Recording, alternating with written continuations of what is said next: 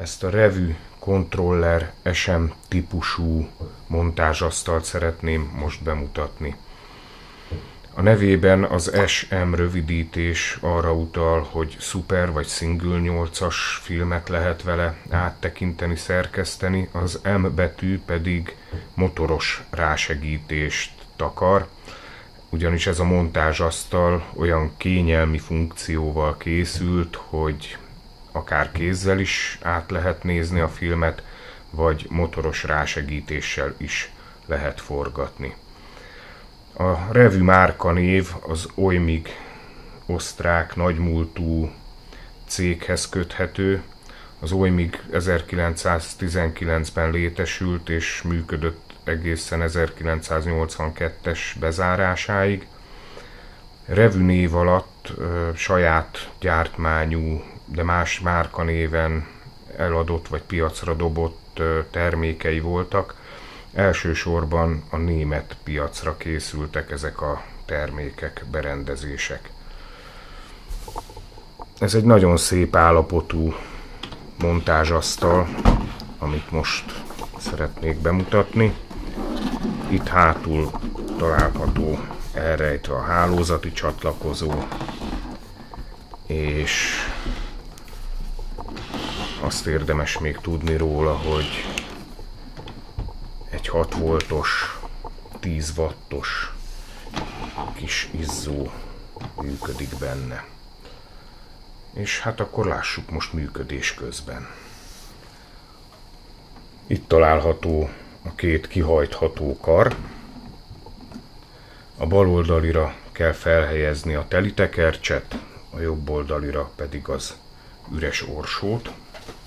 A teli orsót úgy kell felhelyezni, hogy a perforáció, a Super 8-as perforáció befelé essen. És megmutatom a film befűzését.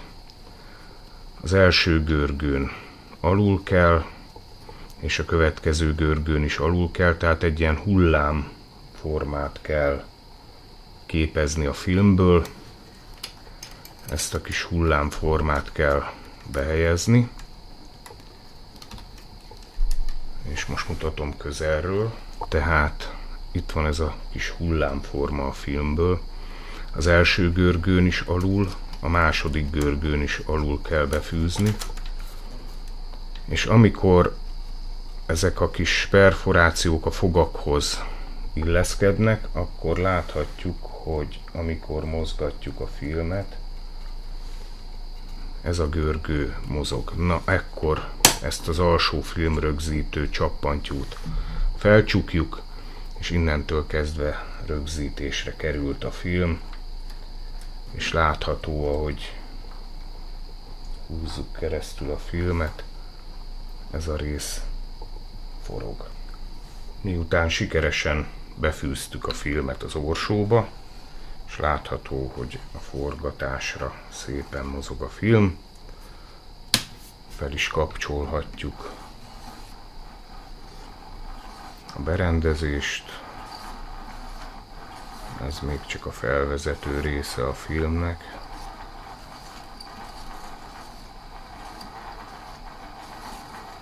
Amely nem más, mint Tom és Jerry.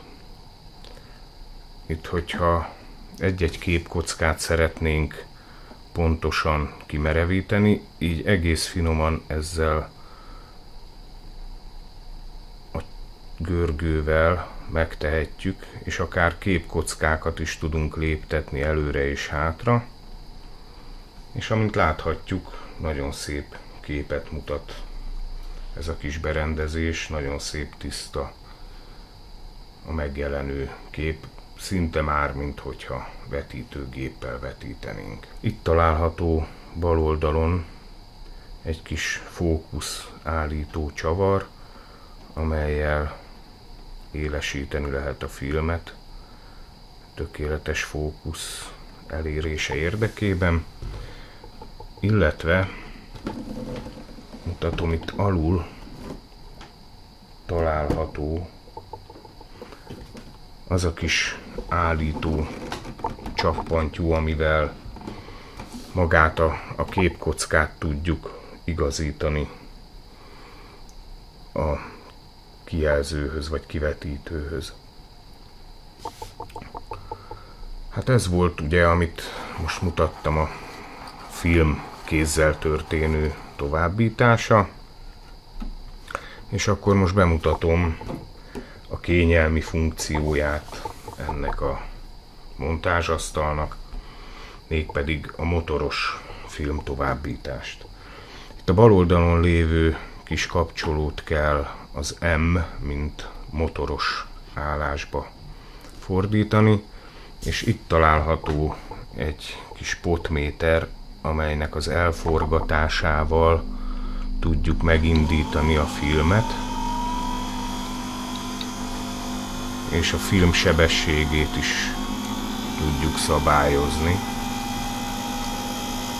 Azért arra figyeljünk, hogy az orsó az folyamatos forgásban legyen.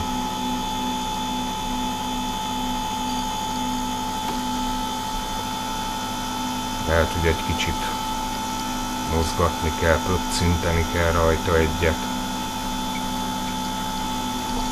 De itt látható, hogy működik a motoros továbbítás, amelyet akár le is lassíthatunk,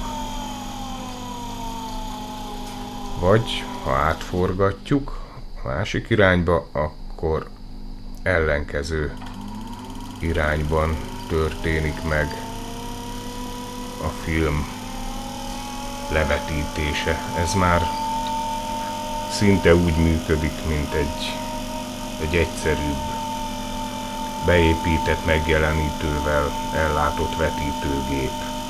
Egyébként készültek ilyen vetítőgépek, amelyek nem csak vászonra vagy falra vetítettek, hanem volt beépített monitor, amin keresztül egy üveg vagy egy tükörrendszeren keresztül megtekinthető volt maga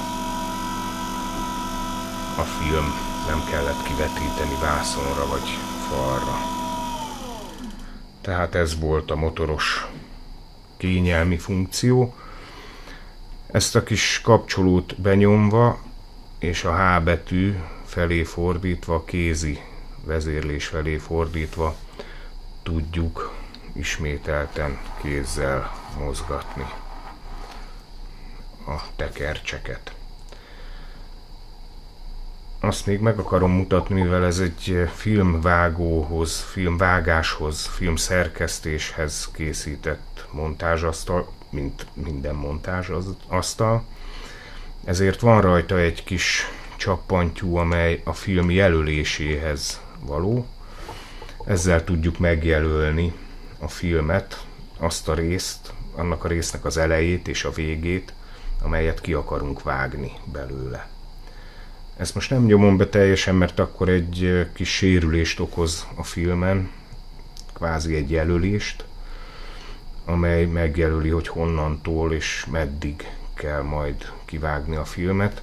És hát mivel ez egy montázsasztal, ahogy mutattam, a filmet is viszonylag egyszerű kivenni belőle. Ahogy elhelyeztük, úgy azzal a metodikával ki is tudjuk venni belőle a filmet.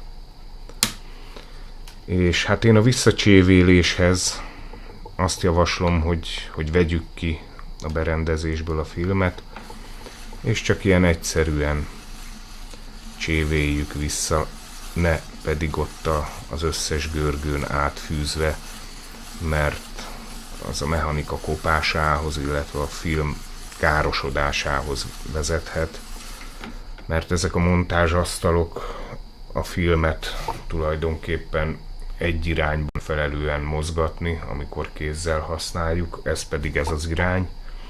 A visszafelé út az már egy kicsit nehézkesebb.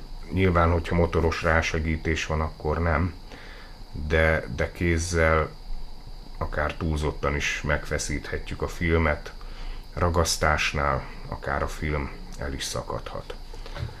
És megmutatom akkor még az izzót, hol helyezkedik el ebben a berendezésben. Emögött a műanyag lapka mögött helyezkedik el az izzó. Amint látjuk, ennek a belsejében egy fémlemez van rögzítve.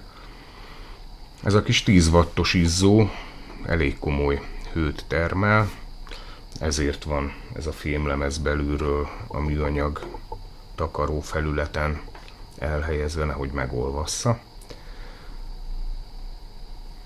Most már kellőképpen lehűlt az izzó, és mutatom, hogy viszonylag egyszerűen ki lehet venni, és olyan 2 kis érintkezője van, mint amilyen a vetítőgépek izzóiban is található, hasonló érintkezővel van megoldva ez a kis izzó is, és a visszahelyezése sem bonyolult, egyszerűen vissza kell helyezni.